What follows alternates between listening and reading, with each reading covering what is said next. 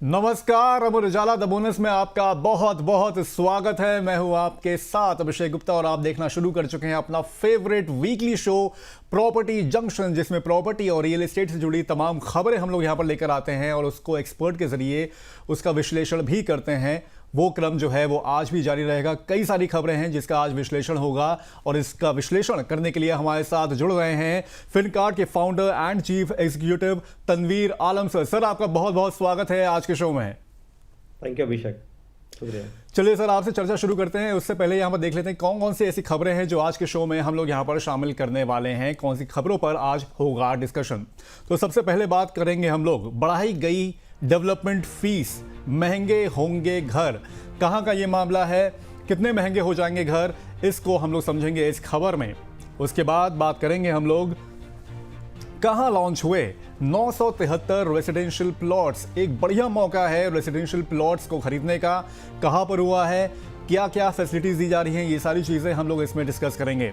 उसके बाद फिर बात करेंगे कहाँ की अनधिकृत कॉलोनियां होंगी वैध। एक बड़ा फैसला लिया गया है सरकार की ओर से, जिससे कि अनधिकृत कॉलोनियां जो होंगी वैध हो जाएंगी। कई सारे लाखों लोगों का यहाँ पर फायदा होता दिख सकता है, उसको भी हम लोग यहाँ पर समझेंगे। उसके बाद फिर बात होगी ऑफिस स्पेस का क्या है हाल। कई सारी रिपोर्ट्स आई हुई हैं और ऑफिस स्पेस को लेकर कई सारे अच्छे आंकड़े यहाँ पर सामने आए हैं, उनको भी हम लोग इस खबर में खोलेंगे, समझेंगे। और रेसिडेंशियल का भी यहाँ पर हाल लेंगे कि उनकी जो स्पेस है, रेसिडेंशियल स्पेस है, उसमें भी क्या क्या चेंजेस हुए हैं, उसको भी समझेंगे। उसके बाद फिर बात करेंगे दिल्ली के पास कहाँ बसेगा नया शहर। इसको भी देखेंगे, कौन सी नई टाउनशिप, कौन सा नया शहर यहाँ पर डेवलप होने वाला है, सरकार ने क्या फैसले लिए हैं, उसको भी हम लोग समझेंगे। इसके अलावा और भी कुछ खबरें होंगी, वो भी हम लोग अपने शो में यहाँ पर इनकॉर्पोरेट करेंगे। लेकिन सबसे पहले बात करते हैं गाजियाबाद की। गाजियाबाद डेवलपमेंट अथॉरिटी ने यहाँ पर इंस्पेक्शन और डेवलपमेंट फीस जो है वो यहाँ पर बढ़ा दी है, जिसकी वजह से यहाँ पर चार्जेस की वजह से घर महंगे होते हुए दिख सकते हैं। 1 अप्रैल से फीस में करीब 4% तक की बढ़ोतरी की गई है। कई तरह के शुल्क, जैसे कि बताया गया है कि गाजियाबाद में प्रॉपर्टी कीमतें इसकी वजह से बढ़ सकती हैं और यहाँ तक के बिल्डरों पर बड़ा बोझ यहाँ पर आ सकता है। इसके अलावा खरीदारों की जेब पर भी इसका असर होना तय हो सकता है। मेट्रो सड़क चार्ज भी बढ़े हैं और घर का, इसकी वजह से जो घर का सपना है वो महंगा होता हुआ दिख सकता है। चलिए इस पर सर से चर्चा करते हैं। सर, ये जो खबर आई है गाजियाबाद डेवलपमेंट अथॉरिटी की ओर से, क्या लग रहा है सर, बिल्डर पर इसका सबसे पहले क्या असर पड़ता हुआ आप देख रहे हैं इसमें? देखिए, ऑब्वियसली ये क्योंकि ये चार्ज बिल्डर पे लग रहा है तो टेक्निकली उसके बिल्डर के मार्जिन कम होंगी। एंड ऑब्वियसली देखिए, किसी भी चीज़ का जब कोई मार्जिन कम होता है तो इमीडिएटली बेसिस में वो बिल्डर तो थोड़ा देर की ऑब्जॉर्व करेगा, या पुरानी प्रॉपर्टी है और पुराना प्रोजेक्ट चल रहा है उसको ऑब्जॉर्व करेगा। बट लेकिन over a period of time देखा गया है कि इसका जो इम्पैक्ट है इवेंचुअली एंड कंज्यूमर को भुगतना पड़ता है और इसका इम्पैक्ट आएगा प्रॉपर्टी प्राइसेस में, शायद इंक्रीज हो जाएगा प्रॉपर्टी प्राइसेस वहाँ पर।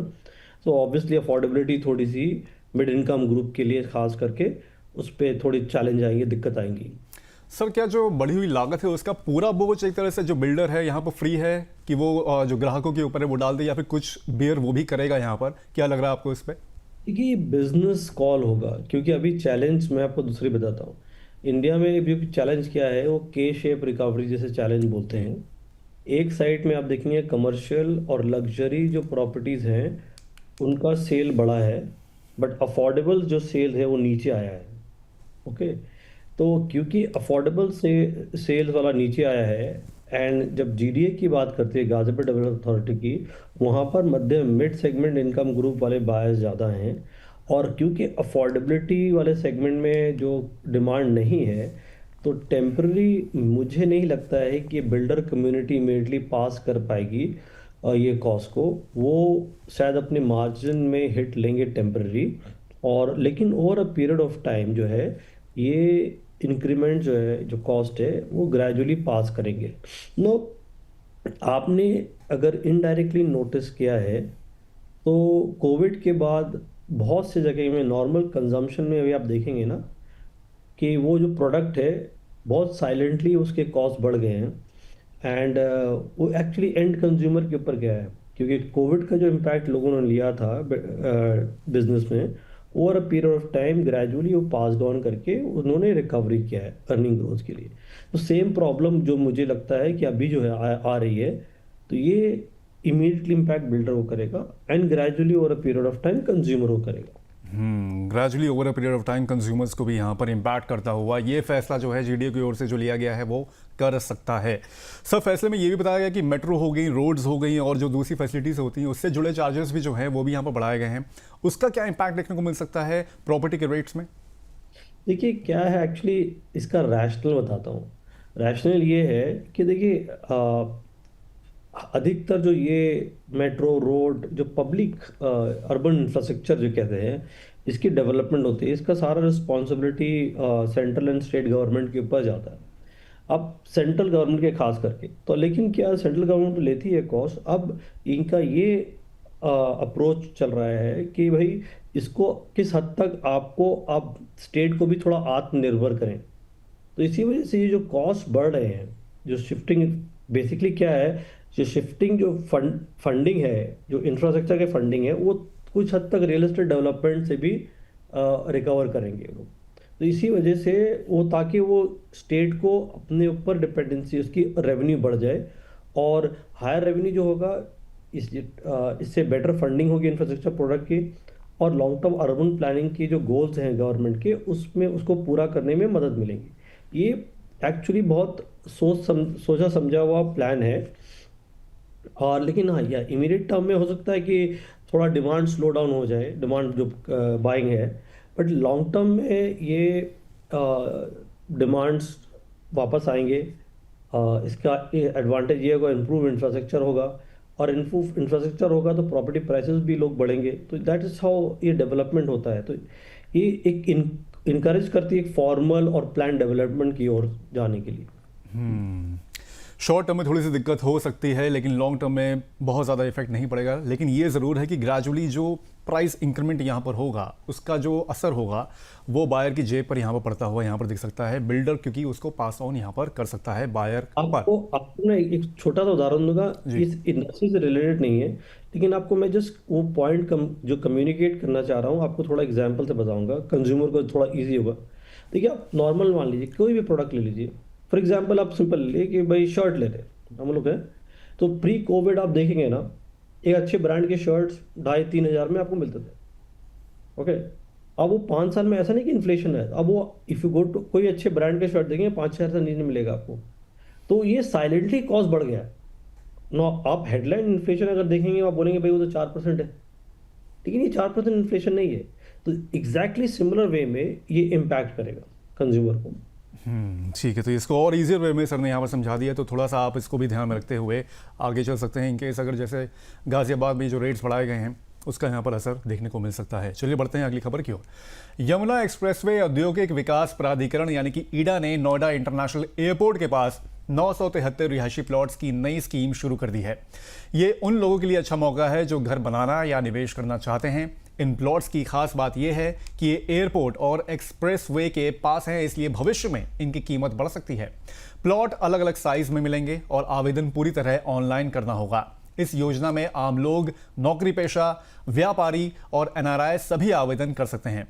सर आपको क्या लगता है कि इस स्कीम के बाद किन लोगों के लिए सबसे ज़्यादा यहाँ पर अच्छे मौके बनते हुए दिख रहे हैं जो इनको खरीदना चाहते हैं? तो देखिए ये एक अर्ली स्टेज अपॉर्चुनिटी है, जिसे आप लैंड मोनेटाइजेशन स्ट्रैटेजी भी कह सकते हैं गवर्नमेंट की, क्योंकि वहाँ एयरपोर्ट आएगा तो डेवलपमेंट होगा। इनफैक्ट सिर्फ यहाँ नहीं, आप हिस्ट्री उठा के देख लें, चाहे गुड़गांव कैसे बना, गुड़गांव में जब हीरो होंडा और मारुति आई तो आई थिंक वहाँ उसके और डेवलपमेंट हुआ, ग्रेजुअली उसके प्राइसेस अनलॉक हुए एंड वो प्राइसेस आज बढ़ गए हैं एंड वो एक अच्छे शहर के हिस्से में आ गया। और जैसे जैसे इंफ्रास्ट्रक्चर डेवलप होता है और जो शहर का पेरिफेरी है उस मेन शहर के दायरे में आ जाता है और उससे प्राइसेस बढ़ते हैं। तो ये सिर्फ गुड़गांव या नोएडा का ये प्लान नहीं है। मान लीजिए कहीं भी आप जमशेदपुर में देखेंगे सेम प्रॉब्लम था। अभी बीच में अयोध्या में भी जब डेवलपमेंट आया तो उसके लैंड प्राइसेस बढ़ गए। तो ये एक अपॉर्चुनिटी है, बट लेकिन मैं एक इन्वेस्टर्स को एक कॉशन देना चाहता हूँ कि ये ओवरनाइट एक्सपेक्ट करेंगे शॉर्ट टर्म में ये डेवलपमेंट का पूरा रियलाइजेशन हो, वो थोड़ा सा डिफिकल्ट है। कि देखिए, एक जो न्यूज़ रिलेटेड जो अनलॉकिंग है प्राइस की, वो थोड़ी बहुत ऑलरेडी हो चुकी है।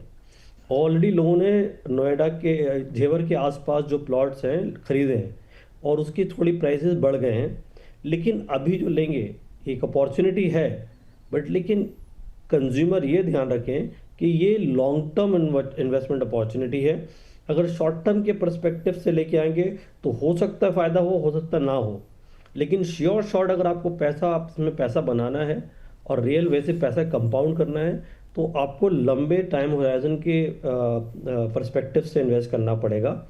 और yes, opportunity lower entry price मिलेगी आपको, फ्यूचर में रेट बढ़ सकते हैं, लेकिन इसकी वेटिंग पीरियड जब तक फुल डेवलपमेंट होगा तब तक थोड़ा वक्त लगेगा। और जब तक वो फुल डेवलपमेंट नहीं होता, पूरी जो वैल्यू अनलॉकिंग जिसे कहते हैं, वो पूरी वैल्यू अनलॉकिंग नहीं रहेगी। लेकिन हाँ, क्या ये एक अच्छा अपॉर्चुनिटी है? बिल्कुल एक अच्छा अपॉर्चुनिटी है। अच्छा अपॉर्चुनिटी यहाँ पर बनती हुई दिख सकती है सर। लेकिन जैसे कि आपने बताया कि लॉन्ग टर्म में यहाँ पर एप्रिसिएशन अच्छा होगा, और शॉर्ट टर्म में भले ही थोड़ा सा यहाँ पर अभी, क्योंकि जब पूरा रीडेवलप हो जाएगा उसके बाद ही यहाँ पर एप्रिसिएशन के चांसेस बनेंगे। लेकिन सर कितना उम्मीद कर रहे हैं कि कितना एप्रिसिएशन यहाँ पर हो सकता है? मल्टीफोल्ड हो जाएंगे over a long period of time, या फिर थोड़ा थोड़ा धीमे धीमे यहाँ पर एप्रिसिएशन की आप उम्मीद कर रहे हैं? देखिए, कोई भी इन्वेस्टमेंट ना, विषय वो पावर ऑफ कंपाउंडिंग को फॉलो करता है। और पावर ऑफ कंपाउंडिंग जो है, over a period of time really multiply करता है। 3 गुना, 4 गुना, 5 गुना का हो जाए, डिफिकल्ट बात नहीं है। आप नोएडा का ले लीजिए, आप मुश्किल से, अगर आप मैं मानता हूँ 10 साल पहले अगर रहेंगे आज के दिन में, तो वेरी इजीली वो लैंड प्राइसेस जो है नोएडा में 5, 7, 10 गुना हो गए।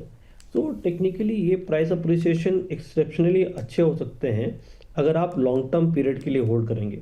लेकिन अगर आप ये चाहेंगे कि मेरे को 2 साल में, 1 साल में प्रॉपर्टी फ्लिप कर ले, तो वो थोड़ा डिफिकल्ट लगता है। अगर हो जाए तो यू लकी, लेकिन एक्चुअली रियल अनलॉकिंग जो है उसके लिए वक्त लगता है, क्योंकि ये पूरे डेवलपमेंट के बाद ही होगा। लेकिन हाँ, can it be a multibagger? 2-3 time तो मैं भी सरप्राइज नहीं हूँ अगर ये मल्टी बैगर बन जाए आपके लिए। अगर इस जो ईडा ने जो आवासीय इसकी जो बात की है यहाँ पर, अगर उसके थोड़े से हम लोग यहाँ पर डिटेल में और जाएं तो कई सारी इन्फॉर्मेशन और भी हैं। जैसे कि ग्राफ लेके आइए, उसको भी हम लोग थोड़ा सा यहाँ पर बता देते हैं कि जिन किसानों का ज़मीन प्लान डेवलपमेंट के लिए ली गई है, उनके लिए मतलब 17.5% के जो प्लॉट्स हैं वो यहाँ पर रिजर्व रखे गए हैं। उसके अलावा अगर देखें अथॉरिटी एरिया में जिन बिजनेसमैन की यूनिट्स हैं, उन्हें 5% का रिजर्वेशन यहाँ पर मिलता हुआ दिख रहा है। उसके अलावा प्लॉट का जो रेट तय किया गया है वो 36,260 रुपये प्रति वर्ग मीटर के हिसाब से यहाँ पर रखा गया है। वहीं अगर देखें तो सेक्टर 15C, 18 और 24 में यहाँ पर ड्रॉ के जरिए यहाँ पर प्लॉट्स आवंटन किए जाएंगे। वहीं 162 से 290 वर्ग मीटर के साइज़ के यहाँ पर आवासीय प्लॉट्स अवेलेबल कराए गए हैं, जो कि यहाँ से आप 6 अप्रैल से यहाँ पर शुरू हो गए। 6 अप्रैल से लेके 6 मई तक आप इसमें आवेदन कर सकते हैं, और जो ड्रॉ निकलेगा वो 18 मई को निकलेगा। वहीं ईडा की वेबसाइट पर जाकर आप लोग इसमें प्लॉट में आवेदन यहाँ पर कर सकते हैं, जो कि yamunaexpresswayauthority.com पर आप यहाँ पर इंफॉर्मेशन ले सकते हैं। चलिए, ये हो गई इस खबर की बात, बढ़ते हैं अगली खबर की ओर। दिल्ली की अनधिकृत कॉलोनियों को लेकर सरकार ने बड़ा फैसला लिया है। अब लगभग 45 लाख लोगों को उनके घरों का कानूनी मालिकाना हक यहाँ पर मिलेगा। ये काम जैसा है जहां है आधार पर होगा, यानी मौजूदा स्थिति में ही घरों को मान्यता यहां पर दी जाएगी। इससे लोग अपने घर बेच खरीद सकेंगे, लोन ले सकेंगे और कंस्ट्रक्शन भी करा सकेंगे। आवेदन ऑनलाइन पोर्टल के जरिए करना होगा, जहां तय समय में जांच और दस्तावेज यहां पर जारी होंगे। पहले नक्शा पास ना होने जैसी दिक्कतें थीं, अब नियम आसान कर दिए गए हैं ताकि ज्यादा लोग यहां पर उसका फायदा उठा सकते हैं। सर, सरकार का ये कितना बड़ा फैसला आप मान रहे हैं? क्या लग रहा है कि ये फैसला कितना इंपॉर्टेंट है? जो अनधिकृत कॉलोनी में रह रहे थे उनके लिए कितना ज़रूरी है फैसला? देखिए, बहुत इम्पॉर्टेंट डिसीजन है, क्योंकि सोशली भी इम्पॉर्टेंट है और इकोनॉमिकली भी, दोनों की इस तरह पर्सपेक्टिव से। क्योंकि ये पॉलिटिकल और सोशल प्रेशर था हज़ारों लाखों रेसिडेंट की तरफ से कि भाई ये इसको फॉर्मली अनऑथराइज कॉलोनी को रेगुलाइज करा जाए। आई थिंक ये एक बहुत बड़ा डिसीजन है। इससे गवर्नमेंट को भी फ़ायदा है और जो मेन कंज्यूमर है उनको भी फ़ायदा है, क्योंकि दिल्ली में बहुत अधिकतर प्रॉपर्टी पावर ऑफ अटर्नी वगैरह के ज़रिए वो लोग खरीदते थे, ट्रांसफ़र होता था। तो इससे क्या होता है कि गवर्नमेंट को भी लॉस है, काफ़ी टैक्स रेवेन्यू लॉस है, कि स्टैम्प ड्यूटी, प्रॉपर्टी टैक्स वगैरह नहीं होता है। तो टेक्निकली ये गवर्नमेंट के लिए भी फ़ायदा है और उन कंज्यूमर लोग के लिए फाइनली उनकी प्रॉपर्टी उनके नाम में होगी, तो उनको लोन में एक्सेस टू लोन मिल सकता है, लीगल सिक्योरिटी है उनके लिए। तो एक और नक्शा पास हो जाएगा, तो बेहतर तरीके से आप अपना घर बना सकते हैं और एक इम्प्रूव क्वालिटी ऑफ लिविंग होगी। सो आई थिंक ये अच्छा डिसीजन है गवर्नमेंट का। ये इम्पॉर्टेंट और एक माइलस्टोन डिसीजन भी इसको हम यहाँ पर मान सकते हैं। सर, जो प्रॉपर्टीज़ जो हैं, जो अवैध कॉलोनीज़ हैं, अनधिकृत कॉलोनी जो हैं, वो जो जब हो जाएंगी, तो जो ऑलरेडी जो प्रॉपर्टीज़ हैं ऐसी वाली, तो उन पे क्या इम्पैक्ट, क्या प्रभाव आप देख रहे हैं आने वाले समय में? देखिए, अगर लीगलाइज हो जाए तो प्रॉपर्टी प्राइसेस जंप करेंगी। देर आर बहुत सी कॉलोनीज हैं वहाँ पर, आप देखेंगे जहाँ पर लीगलाइज नहीं है, उसकी वजह से क्या होता है, प्रॉपर्टी प्राइसेस कम होंगे। दिल्ली की जो जहाँ पर रेगुलराइज, अगर जो लीगलाइज कॉलोनी है उसके मुकाबले प्रॉपर्टीज कम होंगे। जैसे ही ये लीगलाइज होता है तो टेक्निकली क्या होता है, आप एक पार में आ जाते हैं, एक एक लेवल में आ जाते हैं, तो उस प्रॉपर्टी की जो प्राइस भी है, मैं एक्सपेक्ट कर रहा हूँ 20 से 100% तक भी जम कर सकता है, डिपेंडिंग अपॉन द एरिया। तो ये बात भी निकल कर आती है। लेकिन सर, क्या लग रहा है, क्या इस तरह के जो फैसले हैं और बड़े शहरों में देखने को मिल सकते हैं आगे चल के? क्योंकि एक माइलस्टोन डिसीजन भी है, अनधिकृत कॉलोनियों को फैद करना कई लाखों लोगों के लिए फ़ायदेमंद है, और कई सारे ऐसे शहर भी होंगे जहाँ पर ऐसी कॉलोनीज़ होंगी। वहाँ पर भी क्या लग रहा है कि सर कि ये फैसला इम्प्लीमेंट हो सकता है? बिल्कुल, आई थिंक मेरे ख्याल से ये गवर्नमेंट का बहुत लॉन्ग टर्म प्लान है। देखिए, आप पहले गवर्नमेंट ने कैश ट्रांजैक्शन को थोड़ा कम किया है। इनफैक्ट आप अगर अवेयर है या नहीं अवेयर हैं, आपकी हर एक कैश ट्रांजैक्शन मॉनिटर हो रही है। इनफैक्ट गवर्नमेंट ने एक सर्टेन अमाउंट के ऊपर पैन लागू कर दिया कैश ट्रांजैक्शन पे। तो पहले गवर्नमेंट कैश को कंट्रोल कर रही है, एंड सारे ट्रांजैक्शन, चाहे आप शॉपिंग मॉल में जाएं, अगर आप ट्रांजैक्शन करते हैं तो आपको अपना पैन देना पड़ता है, मोबाइल नंबर देना पड़ता है, या सॉरी मोबाइल नंबर देना पड़ता है, और वो मोबाइल नंबर आप नोटिस करेंगे आपके पैन से लिंक है। हम्म। तो आप टेक्निकली आप जो भी खर्चा कर रहे हैं गवर्नमेंट के नज़र में है, वो कैश, चाहे वो कैश करें या चेक करें, तो टेक्निकली आप गवर्नमेंट के नज़र में, दायरे में है। और आज के दिन में जो आर्टिफिशियल इंटेलिजेंस का ज़माना, डेटा का ज़माना है, तो आपके डेटा एनालिटिक्स के ज़रिए आपकी मॉनिटरिंग बहुत ईजिली हो सकती है। अब रहा जो जो 2 नंबर का पैसा है, रियल एस्टेट में जा रहा था। अब ये जो अनऑथराइज कॉलोनी है या जो कॉलोनीज है, बेनामी कॉलोनीज है, गवर्नमेंट की अब अटेम्प्ट रहेगी कि ये सारे बेनामी प्रॉपर्टीज और ये सबको एक लीगल स्ट्रक्चर में लेके आए, हर एक ओनर को एलोकेट करे। उससे क्या होगा, इनके टैक्स रेवेन्यू जो है उसके इम्पैक्ट पड़ेगा positively over a period of time. तो ये बेनामी प्रॉपर्टीज भी ख़त्म हो जाएगी। एंड मेरे हिसाब से ये आई एम मेरे लिए क्या कहना अभी पता नहीं उचित है या नहीं, बट मेरे ख्याल से over a period of time government की जो सोच है वो ये है कि ये लॉन्ग टर्म में लेगेसी या इनहेरिटेंस टैक्स भी लागू कर सकते हैं, अगर ये सब अगर एक स्ट्रक्चर में आ गए तो। ठीक है। तो फिर आने वाले दिनों में हो सकता है कि कुछ और शहरों में भी ये फैसला इंप्लीमेंट होता हुआ दिख सकता है। जिन कॉलोनीज़ की बात करें, जो नंबर्स हैं, करीब 1511 कॉलोनीज़ हैं। अगर ग्राफ लेके आएँ तो कौन कौन से ऐसे एरियाज हैं, दिल्ली की अगर हम लोग यहाँ पर बात कर रहे हैं, तो वहाँ पर सबसे ज़्यादा आप देखेंगे नजफगढ़ में 172 कॉलोनियाँ, अनधिकृत कॉलोनियाँ यहाँ पर हैं। उसके बाद है उत्तम नगर 136 कॉलोनियाँ। इसके बाद किराड़ी है 105 नंबर यहाँ पर हैं। और इसके बाद ऐसे कई सारे इलाके हैं जहाँ पर अवैध अनधिकृत जो कॉलोनियाँ हैं वो यहाँ पर अभी यहाँ पर स्टैब्लिश्ड हैं, जो कि अब जाके थोड़ी सी वैध हो सकती हैं। सर, लेकिन क्या लग रहा है कि जितनी भी ये कॉलोनीज़ हैं, अनधिकृत जो कॉलोनियाँ हैं, सभी वैध एक तरह से हो जाएंगी इनमें, या फिर कुछ कोई मानक रहेगा या कुछ चूज़ करने का कोई क्राइटेरिया रहेगा जिससे कि देखा जाए कि कौन सी कॉलोनियों को वैध करना है, किसको नहीं करना है?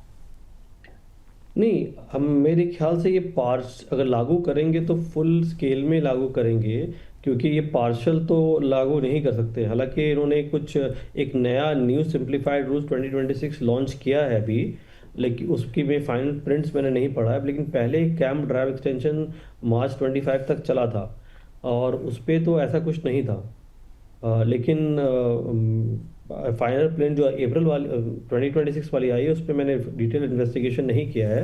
बट लेकिन मेरे ख्याल से जो मुझे समझ में आया था पिछले बार आप पढ़ के, कि वो अक्रॉस लेवल इम्प्लीमेंट होगा। ग्रॉस लेवल यानी कि सारी कॉलोनीज़ पे यहाँ पर इसका इम्पैक्ट होता हुआ दिख सकता है, सारी कॉलोनीज़ पर यहाँ पर स्क्रूटनी रहेगा। हालांकि हम लोगों ने यहाँ पर स्टेप्स बताए हैं आपको ग्राफिक के जरिए, ये बचाएंगे वो स्टेप्स यहाँ पर स्क्रीन पर ले आए, जैसे कि लोगों को थोड़ा सा आसानी से समझ सके कि अगर जिनकी कॉलोनीज़ अनधिकृत हैं वो कैसे यहाँ पर आवेदन कर सकते हैं। उद्गम पोर्टल पे जाना है, यहाँ पर mconline.nic.in/स्वगम पर आप लॉगिन कर सकते हैं और ये सारे स्टेप जो हैं वो आपको फॉलो करने होंगे। उसके बाद आपकी जो कॉलोनी होगी, जो आपके मकान होंगे, वो यहाँ पर एक तरह से वैध हो सकते हैं। सारी चीज़ें, सारे डॉक्यूमेंट्स एक तरह से यहाँ पर आप रखिएगा। उसके बाद आप अपने जो कॉलोनीज़ हैं, मतलब जो आपके घर हैं, उसको आप वैध कर सकते हैं। चलिए बढ़ते हैं अगली खबर की ओर। नाट फ्रैंक की रिपोर्ट के अनुसार 2026 की पहली तिमाही यानी कि Q1 में ऑफिस प्रॉपर्टी की मांग बहुत बड़ी है, लेकिन घरों की बिक्री थोड़ी कम हुई है। ऑफिस स्पेस की रिकॉर्ड डील हुई है और लगभग 29.9 मिलियन स्क्वायर फीट की लीजिंग हुई है, जो अब तक की सबसे ज्यादा है। वहीं घरों की बिक्री करीब 4% घटकर 84,827 यूनिट्स रह गई है, क्योंकि कीमतें ज्यादा हैं और लोगों के लिए खरीदना बड़ा मुश्किल हो रहा है। महंगे घरों की बात करें यानी कि 1 करोड़ रुपए से ज़्यादा वाले घरों की अगर बात करें तो उनकी डिमांड बढ़ी है, लेकिन सस्ते घरों की बिक्री कम हुई है। कुल मिलाकर ऑफिस मार्केट मजबूत है, जबकि हाउसिंग मार्केट थोड़ा सा यहाँ पर धीमा पड़ता हुआ दिखा है। सर, ये जो रिपोर्ट है नाइट फ्रैंक की, इससे किस बात के आपके संकेत दिख रहे हैं? रिकॉर्ड डील तो हुई है, लेकिन और क्या संकेत मिल रहे हैं आपको इस रिपोर्ट से? देखिए, इसका थोड़ा दो इफेक्ट है। जो कमर्शियल में राइज आया है, कोविड के बाद क्या हुआ था ना, जब वर्क फ्रॉम होम कॉन्सेप्ट चला था, इसके उस समय कमर्शियल जो लीजिंग कम हो गई थी। अब over a period of time ना, लोगों को ये लगा कि वर्क फ्रॉम होम से वो प्रोडक्टिविटी नहीं आ रही है, या लोग एंड बिजनेस की ग्रोथ हुई है over a period of time. तो वो दोनों डिमांड को रखते हुए कमर्शियल्स में स्पेसेस में जो है करीब ऑलमोस्ट 30 मिलियन स्क्वायर फीट का रिकॉर्ड लीजिंग हुआ है। बट लेकिन रेजिडेंशियल फ्लैट्स कम हुए हैं देखिए, स्पेशली अफोर्डेबल हाउसिंग में। इसका जो डायरेक्ट इम्पैक्ट भी आप देखेंगे ना, ये बेसिकली अफोर्डेबिलिटी जो है क्यों कम हुई है कि नॉर्मल हाउस होल्ड इन्फ्लेशन बढ़ा है, और जिसकी वजह से एंड लोगों की लाइफस्टाइल एक्सपेंडिचर भी बढ़ गई है, उसके वजह से प्रोपेंसिटी टू सेव कंज्यूम हुआ है। अब उस सिचुएशन में अगर प्रॉपर्टी प्राइसेस बढ़ता है, लोगों की अफोर्डेबिलिटी कम हो जाती है, एंड इसी वजह से कम हुआ है। लेकिन लग्जरी सेगमेंट में आप नोटिस करेंगे, क्योंकि लग्जरी सेगमेंट में इसका थोड़ा सा साइकोलॉजिकल इम्पैक्ट भी है। कोविड के बाद लोगों को लगा, आप देखेंगे नोटिस करेंगे, कोविड के बाद लग्जरी सेल्स की जो प्रोडक्ट है ना, वो बहुत तेज़ी से बढ़ी है, चाहे वो घर हो, कार हो, सब है। उसका रीज़न सिंपल है, लोग जो पहले रखते थे बचा के, वो कहते हैं कि लेट मी एंजॉय लाइफ, अभी अब मैं एंजॉय करना चाहता हूँ, तो इसी वजह से लग्जरी सेल्स बढ़े हैं। और दूसरा ये है कि लोग जो पहले टैक्स सेविंग के हिसाब से बचा रहे थे, तो अब वहाँ इन्वेस्टमेंट कर रहे हैं। तो एक तो ये हो गया, तो इसी वजह से लग्जरी प्रोडक्ट्स के सेल्स, नॉट ओनली हाउस, बाकी लग्जरी प्रोडक्ट्स के सेल्स बढ़े हैं, और लग्जरी हाउस में बढ़ोतरी भी देखने को मिला है। उसके प्राइसेस भी बहुत तेज़ी से बढ़े हैं, एक वो हो गया। लेकिन अफोर्डेबल हाउसिंग में कम ही इसलिए हुआ है क्योंकि लोगों की इनकम उस तेज़ी से नहीं बढ़ा जिस तेज़ी से इन्फ्लेशन बढ़ा है, इस वजह से कम आया ना। अभी जो मुझे प्रॉब्लम जो दिखता लग रहा है, अगर ये ईरान वाला वॉर और लंबा खिंचता है थोड़ा, तो इंडिया में इसका इन्फ्लेशन का फ़र्क आएगा। अगर इन्फ्लेशन बढ़ता है, क्योंकि फ्यूल कॉस्ट जो है एक इम्पॉर्टेंट फैक्टर है बाकी कॉस्ट को बढ़ाने के लिए। अभी हम इंडिया में जो इन्फ्लेशन, हेडलाइन इन्फ्लेशन जो दिखता है, उसमें फूड बास्केट एक इम्पॉर्टेंट कंपोनेंट है। अगर फूड बास्केट नहीं बढ़ता ज़्यादा, तो इसके इन्फ्लेशन बढ़ती नहीं दिखती है। तो अभी लेकिन आम तौर पे लाइफस्टाइल जो इन्फ्लेशन है और नॉर्मल इन्फ्लेशन जो है, जो कैप्चर पूरी तरह नहीं हो रहा है गवर्नमेंट की सीपीआई में, लेकिन नॉर्मल आम आदमी के लाइफ में वो इन्फ्लेशन बढ़ता रहता है।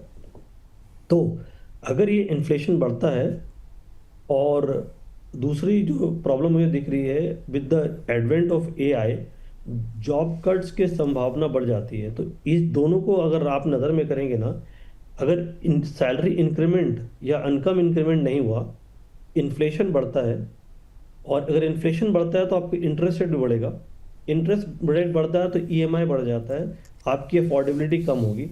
तो अगर ये सिनेरियो अगर थोड़ा और करा, तो मुझे लगता है कि ये जो नॉर्मल हाउसिंग है अफोर्डेबल रेंज में, या मिड सेगमेंट वाले जो अफोर्डेबल एंड मिड सेगमेंट है, इसमें प्राइसेस कम हो सकते हैं। आने वाले टाइम में। दिस इज है, लेकिन हाँ लीजिंग बड़ा है। एंड अभी थोड़ा और उसको वॉच करना है कि किस तरह ग्रो करेगा। लेकिन हाँ ये एक्चुअली डिप के बाद बढ़ा है, तो ऑटोमेटिकली इसलिए थोड़ा सा वो आंकड़ा आपको बेटर बहुत दिख रहा है। बट लेकिन बिकॉज बेस लो हो गया था, इसलिए इस वजह से। तो जॉब है, इन्फ्लेशन है, मिडल ईस्ट की टेंशन है, उसकी वजह से भी काफ़ी इम्पैक्ट यहाँ पर रियल एस्टेट पर यहाँ पर देखने को मिल सकता है। लीजिंग जो है, ऑफिस लीजिंग ऑब्वियस सी बातें यहाँ पर बड़ी है, लेकिन उसको भी थोड़ा सा वॉच आउट करने की ज़रूरत है, क्योंकि कोविड के बाद काफ़ी कुछ चेंजेस यहाँ पर देखने को मिले हैं। लेकिन सर एक सवाल ये भी है कि क्या अब जैसे कि घरों की बिक्री यहाँ पर कम हो रही है, तो क्या लग रहा है कि मिडिल क्लास जो है उसके लिए जो अफोर्डेबल जो हाउस के जो सेगमेंट हैं उसके ऑप्शंस भी यहाँ पर कम होते दिख रहे हैं आपको? देखिए एक्चुअली क्या है ना, बहुत बड़े बिल्डर्स अफोर्डेबल हाउसिंग बना ही रहे हैं। जो सीजन आप जो अब बड़े बिल्डर देखेंगे ना, चाहे वो गोदरेज हो, मैक्स हो, L&T हो, कल्पत्रु, ये लोग अफोर्डेबल हाउसिंग बना ही नहीं रहे। ये सारे लग्जरी में जा रहे हैं क्योंकि उनका मार्जिन वहाँ बनता है। तो अफोर्डेबल हाउसिंग में बहुत मार्जिन कम है और उस पर लिमिटेड प्लेयर हैं। तो और उसकी डिमांड जो है इकोनॉमी की प्रोग्रेस से बहुत लिंक है। जब भी इकोनॉमी में थोड़ा स्लो डाउन होता है, उसमें आपको डिमांड में ड्रॉप दिखेगा। ओके, तो ये भी एक फैक्टर है जिसको आप ध्यान में रखे हुए चल सकते हैं। चलिए बढ़ते हैं अगली खबर की ओर। यूपी के सीएम योगी आदित्यनाथ ने आगरा में लगभग 6,466 करोड़ रुपए की 325 विकास परियोजनाओं की शुरुआत की है। इनमें सबसे बड़ा प्रोजेक्ट ग्रेटर आगरा टाउनशिप है, जिसे नोएडा जैसा आधुनिक शहर बनाने की योजना है। इस टाउनशिप में घर, फ्लैट, सड़क, पार्क और सभी जरूरी सुविधाएं होंगी, जिससे हजारों लोगों को रहने और रोजगार के मौके मिलेंगे।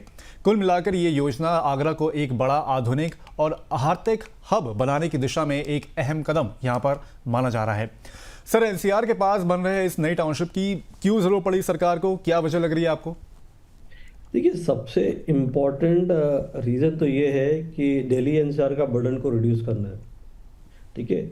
दूसरा है टियर 2 सिटीज़ को एक इकोनॉमिक हब बनाया जाए, ताकि वहाँ भी जॉब अपॉर्चुनिटीज़ क्रिएट हों लोगों के लिए, और वहाँ पर हाउसिंग वगैरह दिल्ली एनसीआर के मुकाबले अफोर्डेबल होगी। क्योंकि देखिए टेक्निकली अब नोएडा भी उतना अफोर्डेबल नहीं रहा आम आदमी के लिए। ठीक है ना, तो वो भी यहाँ भी आप देखिए नॉर्मल घर भी 1-2 करोड़ के बीच में नहीं बिक रहा है। तो टेक्निकली गवर्नमेंट को एफर्ट देना पड़ेगा कि वो दायरा कैसे बढ़ाए। तो आगरा एक बहुत अच्छा डेस्टिनेशन है, क्योंकि ऑलरेडी टूरिज्म डेस्टिनेशन है। उसको अगर इकोनॉमिक हब बनाते हैं, टियर 2 इकोनॉमिक हब बनाते हैं, तो इससे जॉब क्रिएशन होगा, अफोर्डेबल हाउसिंग लोगों को मिल जाएगी, और जो अर्ली इन्वेस्टर्स उसमें इन्वेस्ट करेंगे उसको सिग्निफिकेंटली गेन मिलेगा। तो और गवर्नमेंट के ऑब्जेक्टिव क्या होता है? गवर्नमेंट का सिंपल ऑब्जेक्टिव है कि वो बैलेंस जो है दिल्ली एनसीआर में अब जो है, लोग यूपी को देखेंगे तो दिल्ली एनसीआर, नोएडा, गाजियाबाद और आपका इस स्ट्रेच पे प्रेशर पड़ता है। तो उस दायरे को थोड़ा और अगर बढ़ा सकते हैं, तो वो जाके आगरा एक अच्छा हब बनता है, और उससे इंफ्रास्ट्रक्चर एक्सपेंशन करेंगे। तो आई थिंक ये गवर्नमेंट का मेन मुद्दा ये है। एंड माइग्रेशन जो प्रेशर होता है मेट्रो सिटी में हमेशा आने का, वो माइग्रेशन प्रेशर मेट्रो सिटी का भी कम हो जाएगा।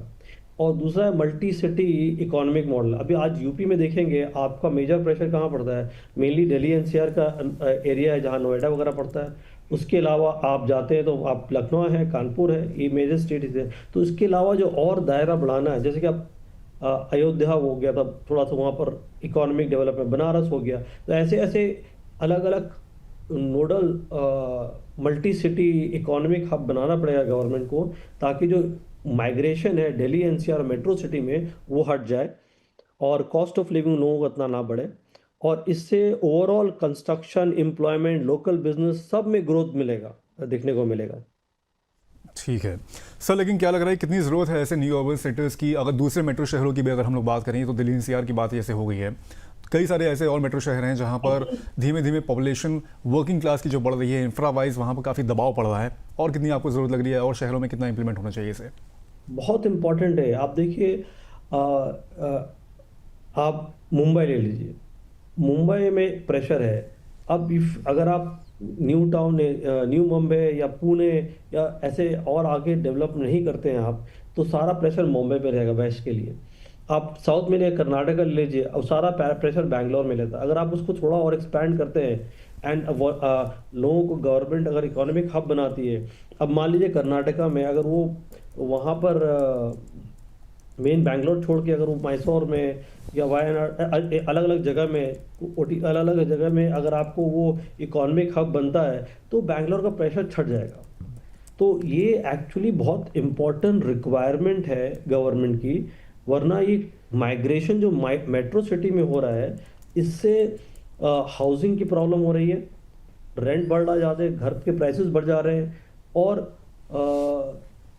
आई थिंक बहुत ओवर कैपेसिटी ट्रैफिक कंजम्पशन हो अब बैंगलोर में ट्रैफिक है बिग प्रॉब्लम। ट्रैफिक आप जाइए वहाँ बहुत बड़ा प्रॉब्लम हो जाता है। दिल्ली इतने वास्ट रोड होने के बावजूद ट्रैफिक में आप लोग फंसते हैं। यहाँ पर आप गुड़गांव आपने बराबर सुना होगा, थोड़ा भी प्रॉब्लम हो तो गुड़गांव दिल्ली में लोगों का ट्रैवल करने में घंटों लग जाते हैं।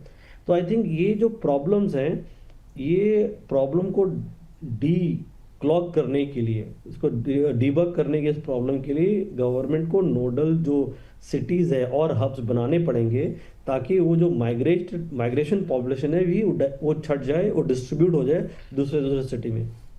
जो बाहर से नौकरी करने आते हैं उनके लिए तो खैर एक फ़ायदा होगा ही, प्लस एक्सपेंशन यहाँ पर अगर होगा, टाउनशिप बनेंगी, आसपास के जो शहर हैं उनको अगर डेवलप किया जाएगा तो जो लोकल लोग हैं उनको भी माइग्रेट करने की यहाँ पर ज़रूरत नहीं पड़ेगी, सेम प्लेस पे ही उनको भी यहाँ पर जॉब मिलेंगी, उनके लिए भी फैसिलिटीज़ यहाँ पर मिल सकती हैं। इस बीच एक महत्वपूर्ण जानकारी है अपने बिजनेसमैन के लिए भी बढ़ाएगा ना। अगर आप मान लीजिए कंज्यूमर है, आप सिंपल बताते हैं, अगर सपोज आगरा का पॉपुलेशन है, अब आगरा का पॉपुलेशन 100 सपोज सिंपली से भाई 1 लाख है सिंपली सिटी, अब वो लोग वहाँ क्योंकि दिल्ली एनसीआर नोएडा वगैरह पास है, अगर वो 25-30 हज़ार लोग यहाँ जाते हैं तो वो कंज्यूम वहाँ नहीं कर रहे हैं।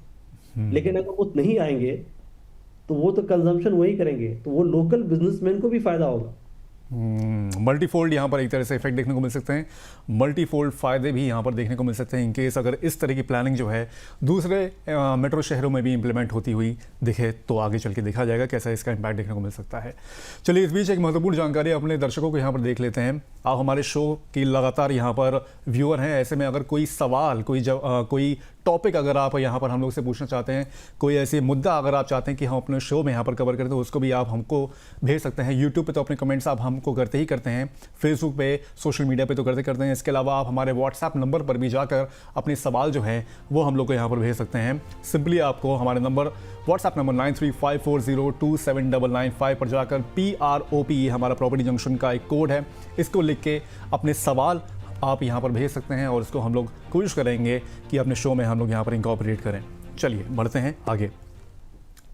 सर एक सवाल और था, जैसे कि इस शहर में नौकरी के लिहाज से सर अगर देखा जाए तो क्या फ्रिक्वेंसी जो होगी, जो दिल्ली एनसीआर या फिर मेट्रो शहरों में जैसे होती है वैसी ही फ्रिक्वेंसी उन शहरों में होगी, या जैसे कि आपने बताया कि लिमिटेड भले ही जितने लोग वहाँ के लोग रह रहे हैं उनके हिसाब से यहाँ पर जॉब क्रिएशन किए जाएंगे, उस तर्ज पे तो पॉसिबिलिटी शायद नहीं है जितनी शहरों में होती है, मेट्रो शहरों में जहाँ पर होती है।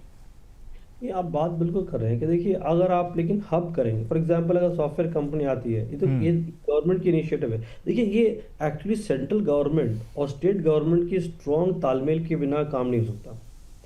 आप अगर मान लीजिए ये फॉर एग्जांपल अगर कोई सॉफ्टवेयर कंपनी आती है या कोई एक मैन्युफैक्चरिंग यूनिट बनता है, सॉफ्टवेयर कंपनी अगर आती है तो बोलते भाई आप यहाँ आप अपने लोग अभी गुड़गांव नोएडा में सॉफ्टवेयर कंपनी हैं, अगर वहाँ पर सेटअप करते हैं, एक तो कॉस्ट कम होगा, रियल एस्टेट और रेसिडेंशियल का रेंटल वगैरह एक आदमी का कॉस्ट डिसाइड करता है। क्योंकि आप देखेंगे सेम रिसोर्स जो है दिल्ली में और बैंगलोर में आपको फर्क मिलेगा। Cost of living in Calcutta in cost of living in Bombay आप अगर ये कंपेयर करेंगे ऑलमोस्ट डबल है। राइट। ठीक है, तो इससे अगर कॉस्ट ऑफ लिविंग कम होगा तो लोगों की क्या होगा कि कंपनी की कॉस्ट भी कम रहेगी। तो आई थिंक लेकिन उसके लिए अगर मान लीजिए उसको फ्रीक्वेंटली ट्रैवल करना है, तो ये तो नॉर्मल आदमी के लिए, अगर किसी बिजनेसमैन को ट्रैवल करना है, अगर वो इंफ्रास्ट्रक्चर स्ट्रांग नहीं हुआ, जल्दी वो नहीं आ पाए तो दिक्कत आती है। लेकिन दिल्ली एनसीआर में इंफ्रास्ट्रक्चर ने काफ़ी तेज़ी से डेवलप किया है। आप दिल्ली से लखनऊ भी बहुत तेज़ी से जा सकते हैं। अब ट्रेन इंफ्रास्ट्रक्चर भी ग्रेजुअली डेवलप हो रहा है। गवर्नमेंट जो स्पीड बुलेट ट्रेन की बात भी कर रही है, तो आई थिंक ये सब अगर देखेंगे तो ये जो डिस्टेंसेस को कम करते हैं, जैसे डिस्टेंस कम होगा तो आपकी पेरिफेरी जो है मेन सिटी के बाहर वो डेवलप होना स्टार्ट हो जाएगी। ठीक है, तो डिस्टेंस कम होगा तो उसके हिसाब से भी अगर रीच आपकी बहुत आसान हो जाएगी तो होपफुली जो जॉब्स क्रिएशन है वो भी बहुत ईजिली वहाँ पर अवेलेबल होंगी, लोग आसानी से ट्रैवल कर सकेंगे। इस लिहाज से भी जो कंपनीज यहाँ पर बड़े शहरों में सेटअप हो रखी हैं, हो सकता है कि वो वहाँ पर भी पहुँच जाएं और same scale same standard of living पे भी आपको शायद यहाँ पर मौका मिल सकता है। जी सर, कुछ कह आप रहे थे देखिए, आप नोटिस करेंगे कि रिटायर्ड जो पीपल है उनकी संख्या जो मेट्रो सिटी छोड़ के उसके आसपास जो अच्छे सिटीज हैं, फॉर एग्जांपल बॉम्बे वाले पूना में प्रेफर करते हैं। ओके, तो अब दिल्ली जो रहते हैं वो जयपुर वगैरह प्रेफर करेंगे। ओके, एंड आप ऐसे और भी शहर हैं तो पीपल वेस्ट में इंदौर प्रेफर कर रहे हैं। तो आइडिया ये है, अब टीयर टू सिटी अगर अपने आप में अगर सक्षम हो जाए कि भाई हमारे पास मेडिकल कॉस्ट है, अच्छे इंफ्रास्ट्रक्चर है, क्योंकि लोअर कॉस्ट ऑफ लिविंग रहेगी तो लोग वहाँ पर रहना पसंद करेंगे। एंड ये इंक्रीज्ड रिटायर्ड लोगों की जो चेंज देखने को मिला है। इनफैक्ट बॉम्बे छोड़ के लोग बहुत अहमदाबाद में रह रहे हैं क्योंकि डिस्टेंस कम है एंड कॉस्ट ऑफ लिविंग बहुत कम है, पीसफुल इन्वायरमेंट है कंपेयर टू मेट्रो सिटी। तो ये बहुत एक ये नॉर्मल जो जो चेंज देखने को मिलता है, इससे आप रीड कर सकते हैं। एंड सेम थिंग होगा यही आप जो आगरा की बात कर रहे हैं। चलिए ठीक है, तो ये एक जो फैसला यहाँ पर लिया गया है, जो प्लानिंग यहाँ पर लाई जा रही है, वो एक माइलस्टोन भी साबित हो सकती है। चलिए बढ़ते हैं अब अपनी आखिरी खबर की ओर। श्याम पाल वर्सेस बीएस एंटरप्राइजेस मामले में इलाहाबाद हाई कोर्ट ने एक बड़ा फैसला दिया है। कोर्ट ने कहा है कि नए किराएदारी कानून 2021 के तहत अगर मकान मालिक कहता है कि उसे अपनी संपत्ति चाहिए तो किराएदार को घर या दुकान खाली करनी होगी। अब जो मालिक है, मतलब जो मकान मालिक है, को यह साबित करने की ज़रूरत नहीं है कि उसकी ज़रूरत बहुत ज़रूरी यानी कि बोनाफाइड है। इस मामले में किराएदार की सभी दलीलें खारिज कर दी गई हैं और उसे 2 दिसंबर 2026 तक जगह खाली करने का समय दिया गया है। कुल मिलाकर ये फैसला मकान मालिकों के पक्ष में है और किराएदारों के लिए भी नियम सख्त करता है। सर, इस पर कोई टिप्पणी करना चाहेंगे आप इस खबर पे? देखिए, ये एट द आउटसेट आपको लग रहा है कि टेनेंट के फेवर में नहीं है। मैं कहता हूँ दोनों के फेवर में है। ये ओनर के फेवर में तो है ही, एंड एक्चुअली रीजनेबल भी है। अगर आपकी प्रॉपर्टी है, कोई रह रहा है और आपको लगे कि वो प्रॉपर्टी हाथ से निकल जाएगी तो आप बहुत बिल्कुल चिंतित होंगे। लेकिन क्या होता है कि ये डर की वजह से बहुत से लोग रेंट नहीं करते, ठीक है ना। तो अभी अगर ये डर निकल जाएगा तो जो अधिकतर लोग जो इंडिया में हैं जिनके पास घर नहीं है, खास करके टीयर 2 या टीयर 1 सिटीज मेट्रो में वो रेंट पे रहते हैं, उनके लिए तो बेटर हो जाएगा इसलिए। तो उनके लिए बेटर हो जाएगा भाई, ठीक है, लैंडलॉर्ड भी वो ओनर जो है वो पीसफुल रहेंगे कि मेरा प्रॉपर्टी रिस्क में नहीं है, उनकी कॉन्फिडेंस बढ़ेगी और वो रेंट आउट भी ईजिली करेंगे क्योंकि खाली कराना इजी है, लीगल रिस्क कम हो जाएगा। और क्योंकि अगर सप्लाई बढ़ेगा प्रॉपर्टी का, रेंटेड प्रॉपर्टी का, तो हो सकता है रेंट भी कम हो जाए। तो लेकिन जी, on a long term basis ये दोनों के लिए फायदे के लिए क्योंकि अगर आप इलीगली किसी का प्रॉपर्टी ले रहे हो वो भी गलत है। तो आई थिंक ये तो जजमेंट सही है, बट इसका जजमेंट का जो पॉसिबली अच्छा इम्पैक्ट होगा, रेंटल सप्लाई इंक्रीज करेगी। और बल्कि इसके और भी एक मेजर एडवांटेज ये है, जो इंस्टीट्यूशनल रेंटल मार्केट है जैसे कि रीट के है या को लिविंग करते हैं, उसका भी, उसमें भी देखेंगे आपके साथ इंक्रीजमेंट आएगा। तो ओवरऑल एक रियल एस्टेट में एफिशिएंसी आएगी इसकी यूसेज की। सर, इससे पहले जहाँ तक मुझे याद है कि दिसंबर के लास्ट वीक में भी सुप्रीम कोर्ट का भी फैसला आया था इसी एक मामले पर। उन्होंने भी बोला था कि मतलब किराएदार जो है वो उसको यहाँ पर प्रूफ कर, मतलब जो मकान मालिक है उसको प्रूफ करने की ज़रूरत नहीं है कि इन केस अगर मुझे प्रॉपर्टी चाहिए तो आप खाली करिए सिंपली। आप यहाँ पर मुझे ये नहीं बोल सकते कि नहीं मैं रुकूंगा ही रुकूंगा। और कई सारे ऐसे मामले सर देखे जाते हैं जहाँ पर किराएदार बहुत काफ़ी समय तक रहते हैं और उसके बाद जब खाली करने की बात आती है तो उसके बाद वो आनाकानी करते हैं। ऐसे डिस्प्यूट्स भी कई सारे देखने को मिले हैं। ऐसे में तो ये एक जो फैसला है वो माइलस्टोन कह सकते हैं इसको। चलिए खैर तलवीर सर, आपने समय दिया और कई सारी खबरों पर आपने विश्लेषण किया और बहुत अच्छी इंफॉर्मेशन दी। Thank you so much sir, and hope to see you in property junction show in most probably coming days. Thank you so much sir. Thank you, thank you, thank you Vishesh, thank you. तो आज का ये show कैसा लगा आपको, हमें comment करके ज़रूर बताएं। बाकी अब होगी आपसे नेक्स्ट वीक मुलाकात कई सारी और खबरों के साथ। तब तक के लिए मुझे दीजिए इजाज़त। नमस्कार।